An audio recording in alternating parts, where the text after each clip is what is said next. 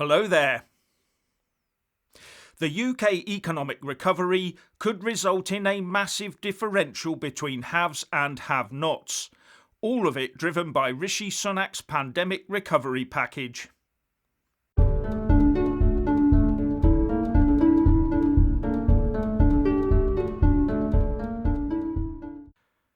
Firstly, please subscribe and like this video to give my channel a boost. And I'm always uploading new content, so please do check back daily. Economists are warning that the economic recovery from this pandemic looks to be leaving one set of people well shielded and protected from economic harm, while another large set of people will be left floundering in the gutter. Hence the term a K-shaped recovery. Now, we've all probably heard of the V, U and L-shaped recoveries, where V means a quick dip in fortunes followed by a quick recovery for all, and a U-shape where the dip is a bit prolonged but there's still a quick recovery at the end for everyone, and the L-shape where the downturn is followed by a very long period of bad times with little or no recovery at all. But now we have the K-shaped recovery, where half the population recovers and prospers very quickly, while the rest sink further into poverty as time goes on. As Paul Dales, the chief UK economist at Capital Economics, told The Telegraph, the upward leg is the haves who have kept their jobs, and the downward leg represents the have-nots who have lost theirs. The trouble is that the politicians and the markets look at the aggregate outcome and think that overall the economy is stabilised and recovering, but it hides a plethora of social issues as the gap between the haves and the have-nots increases. As an example, a few days ago The Guardian reported, hopes of a rapid recovery in Britain's economy from the coronavirus lockdown have been boosted by a summer rebound in retail sales and the strongest monthly growth in business activity for 5 years. But how much of that is down to the big supermarkets and online sales from the likes of Amazon, not from the little high street shops that usually bustle with activity at this time of year? Ever since the start of this pandemic, the Chancellor and his Treasury team have done all they can to shelter private and public sector employees from the economic fallout of shutting down the economy during this pandemic. The country has borrowed billions of pounds on the debt markets to ensure that employed workers were well protected. And these measures were brought in very quickly and in a lot of cases have been financially beneficial to the recipients as they stayed at home on 80+% of their wages without the expense of travelling, etc.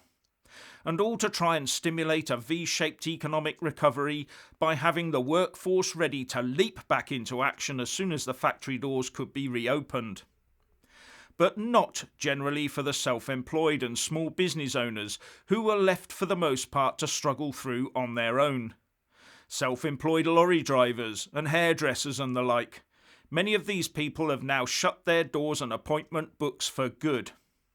And as time goes on and the government insists on keeping social distancing in place and limiting the service sector from even breaking even, let alone making a profit, more and more people will fall by the wayside and end up on benefits and job seekers' allowance. So half the population will be on the upward leg of the K, courtesy of government debt that we all have to pay for, and half will be on the downward leg and the victims of government cuts forced on us to pay for the pandemic bill. This is not a promising way forward for a united country working to rebuild itself. This is shaping up to be a massively divisive period. And all those who took a chance, worked their fingers to the bone all hours of every day they could to start a small business, to go it alone, to be their own bosses, they may well be the ones to take the biggest hit. Along with blue-collar workers who were the first to be laid off as the finances hit. Those blue-collar workers are the ones that normally have to turn up to do the cleaning or the graft on the factory floor. But their white-collar colleagues can do the accounts and payroll figures from the comfort of their own home using a company-supplied computer. And this phenomena is not limited to the UK. There are also reports that this is beginning to emerge in the US, where tens of millions of people have been laid off. CNN reports that the economy may be making a K-shaped recovery that's fooling investors into believing conditions are brighter than they really are. And it goes on to say, for Americans at the top, it feels like a V. They likely haven't suffered any income disruption because they're working from home.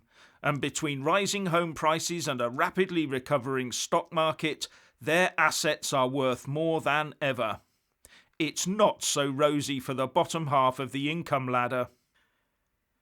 As Professor Peter Atwater, a university lecturer at the College of William and Mary in Virginia, US, wrote in the FT, this pandemic has been an inconvenience for the wealthy and the home workers, but that the service workers had been laid off en masse.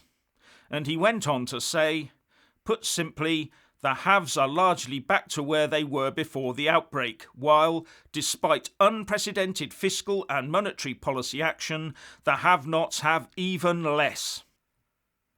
And we've all read about financially hard-pressed workers forced to work in unsafe sweatshop clothing factories here in the UK, haven't we? And to add insult to injury, if those broken entrepreneurs and laid-off blue-collar workers who were forced into penury by the government's selective response to the pandemic, if they finally do get work, they will find themselves taxed at the same rate as those that sailed comfortably through the whole thing, but without the relatively generous public sector pay rises.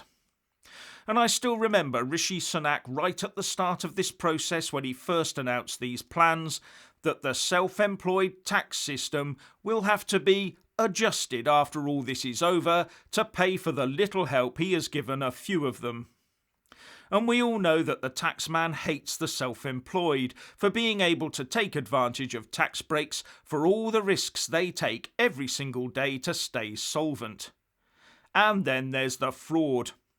Employers unlawfully ordering their employees to continue active work and stay silent or lose their jobs, while the government paid those workers wages to stay at home and not work. The unspeakable profit some of these unscrupulous business owners must have made. How many of those will profit massively at taxpayers' expense but go unpunished? And how many of those on the receiving end of government largesse reside behind the traditional blue voting walls? And how many live behind the recently traditionally red voting walls that Boris Johnson managed to breach so recently? A K-shaped recovery would be manna from heaven for Keir Starmer and his Labour Party. And it would keep the red versus blue class wars alive and kicking. Anyway, if you want to hear more from me, please don't forget to subscribe and also press that little bell, or you won't get any notifications.